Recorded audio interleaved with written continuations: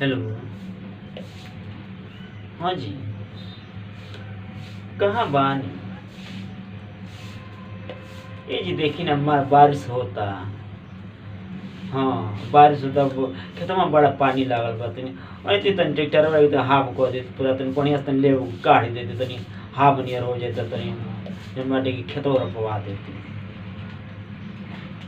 बारे वखरी मजा आ सुझेला का चीज देखा तनी सबके जे खेत रोपा गइले ऐते तनी गीली काढ़ देती तनी बढ़िया से तनी कि हमरो खेतवा रोपा जे।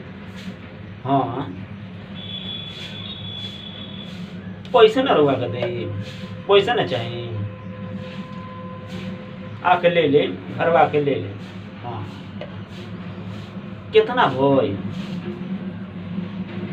आरे तनी हमरो के तनी तनी देख के तनी कम पैसा लगाई छी रुआ तक एकदम चढ़ जाए तनी करे जा पे एकदम नहीं तो अबे ले। हाँ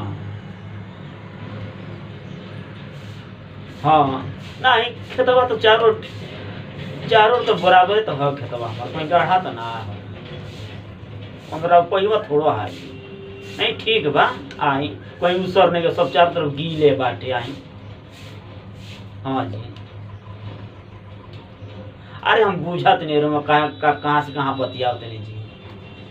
हाँ आई जल्दी आई कब जी आई नहीं राती हमारी गीली नहीं काढ़ा सौकेरे अब सौकेरे आगे काढ़ दे तो सौकेरे जाना रोप दिया सन वो में जाना में देखना कौन मेहरार में सर मर्दे बाना सो तो पानी की। हाँ वो मरद कौन से कि में हाफ हो जाए तो हो दुनिया तो बोली ना जी।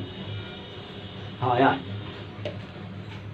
ठीक भाई आई जोन बाटे के हमारा गिली काट दी तो गिल काट के जोन बाटे के सांझी की जाना रोप दिया सर अरे मैं जब कहते रुआ हम तो रुआ का दे दें कितना बोल। हाँ सांझी के रुआ आगे गिली काट दे सांझी में पैसा दे दें आई ठीक है बा।